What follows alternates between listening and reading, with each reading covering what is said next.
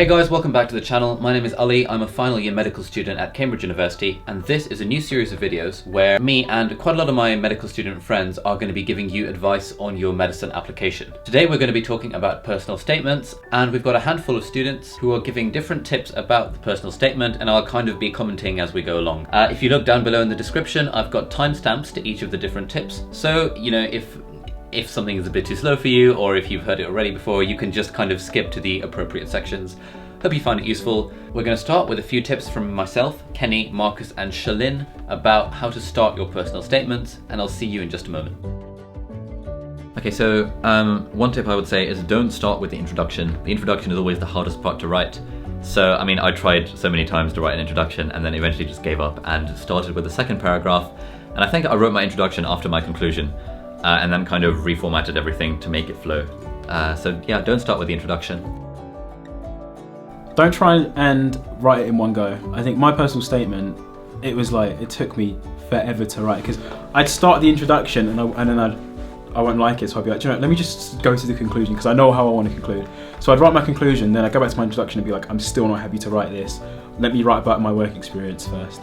And so writing a personal statement is not a fluid process. It's very chop and changey. So I definitely recommend. There's nothing wrong with not being able to write it all in one go. I think a good shout is to not immediately limit yourself to the 4,000 characters. Write as much as you want, get everything on the page, and then edit downwards, because otherwise you're gonna cut things out that you really should be putting in. You don't really want a limit when you're talking about something you're passionate about. So go all out. Write as much as you want, and then sort of edit backwards to decide what you really want to keep in. Start early as well. Yeah. Because you will draft and redraft and send it to loads of people, and they'll all say conflicting things. So you want to have time to tie those together. Okay, so that was 4 tips about how to start your personal statement. Let's now move to content, and we've got Marcus and Chidera talking about the kinds of things you want to be putting in your personal statement and giving you some tips for that. So you really want to, again, like in an interview, you want to stand out, you want it to be really personal. And I find it always helps if right at the start you catch them off guard with something, like an anecdote or something that really stands out and makes them like, oh, this is interesting. And it also sets the scene. It's meant to be quite a personal thing, so I feel starting with an anecdote or why you want to go into this, that's quite a good way of starting. So I'll actually be uploading a video on my channel going into more detail about the personal statement, but I will say that particularly if you're applying for an intercalated course, always remember that you're applying not only to be a medic, but to be a scientist as well. So as much as talking about how you love medicine and that sort of thing, make sure that you make it clear that you love the science behind it as well, because that will make you stand out. Okay, so those were some tips about the content of your personal statement. Now we've got Marcus and Shalin with some thoughts about what not to put in your personal statement, what you can say for interview instead. And then we've got Jake talking about the importance of knowing the content in your personal statement, and also the importance of reflecting on everything that you say.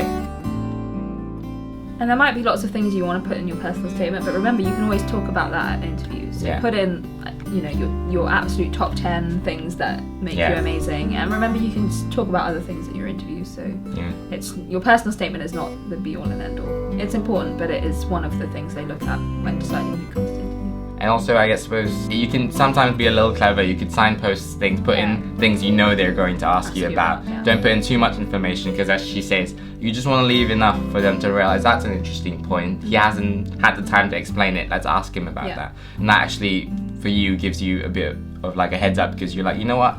I talked about this. I didn't really explain it. I'm going to prep an answer for that, because they might ask me, and when they do, you'll have an answer ready. And it, again, because it's something very personal statement, you'll be able to talk about it quite well.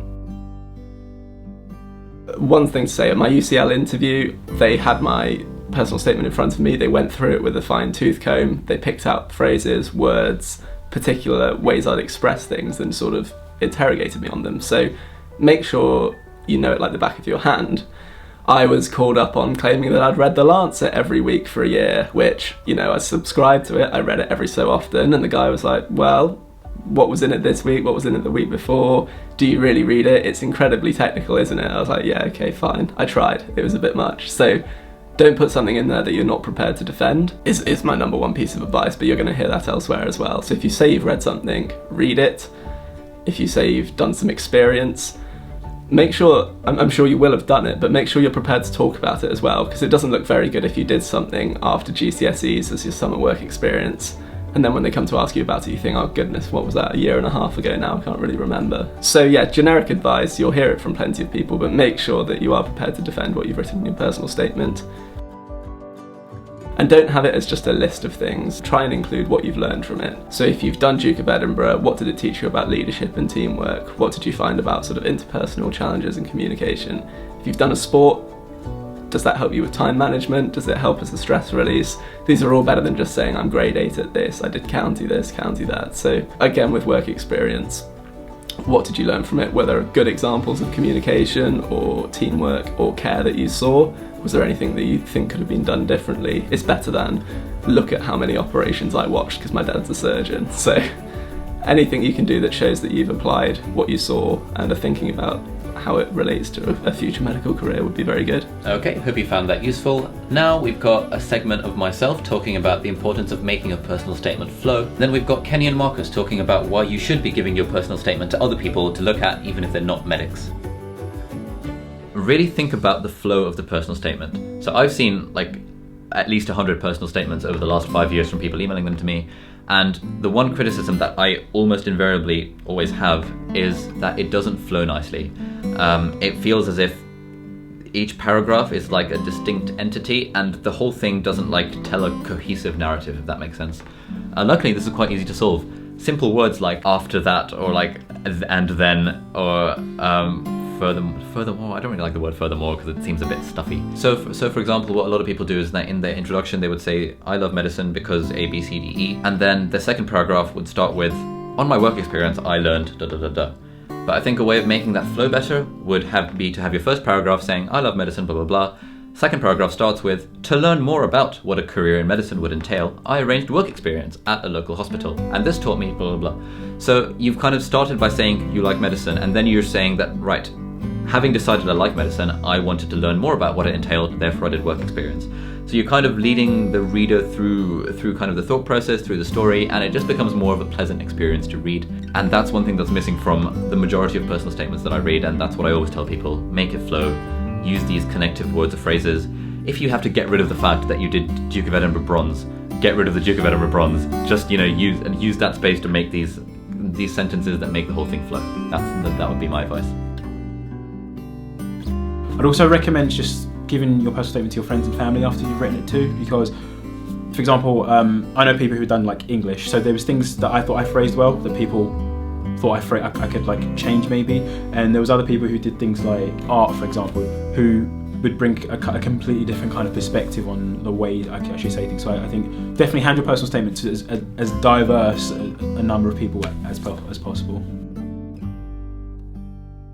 And like with regards to sort of the advice that you get from people, I shouldn't say, so you're going to get so many conflicting things. Some people are like, oh, that paragraph is really good, and other people would say that it was really bad. It just doesn't make sense. And I think it's important to be able to decide which changes you want to make, because you want to sort of be true to yourself almost, because it is your personal statement. You really want it to be your reason why you want to do medicine. So if you there's so many times I completely disagreed with someone and I was like, I really like this paragraph. I feel that it really talked about something I was really going through. So I decided I was keeping that in, even though teachers would say, maybe take it out. So just do what you would feel would be best. Okay, so if you're still with us, then thank you for watching this far. Hope you found it useful. Now we've got a very brief segment of Jake giving some thoughts about how personal statements can never really be original, and then I'll see you for some closing words in just a moment. With personal statements, I think it's easy to overstate the importance of these because they do take a very similar formula. Well, when I wrote mine, I thought I was being incredibly original and writing very lucidly and putting stuff that was fantastically personal. But then, in my role as doing a bit of tutoring, I've seen tens to hundreds of personal statements from students at the same stage I was, and they do all take a pretty similar shape. So. Okay, so that brings us to the end of this video about personal statements. I really hope you found it useful, and a big thank you to all my friends who took part and offered their perspectives on the medicine personal statement. We've gone over like 12 or 13 different tips, all of which will be linked in the description below to appropriate timestamps, so if you want to share it with a friend, you can just kind of reference the appropriate bit. Or you can just share the whole video, which would be quite nice as well. So thank you very much for watching. If you found it useful, please give it a thumbs up. If you haven't subscribed to the channel, please consider doing so. We've got loads more videos coming up in the next few weeks to months about BMAT, interviews, more about personal statements, specifically stuff about the Oxbridge interviews, so hopefully you'll find that useful. I'm also making vlogs every now and then about life as a final year medic, so I mean, if you'd like to subscribe to the channel to see more of that, then please do so. Otherwise, I will see you in the next one. Bye.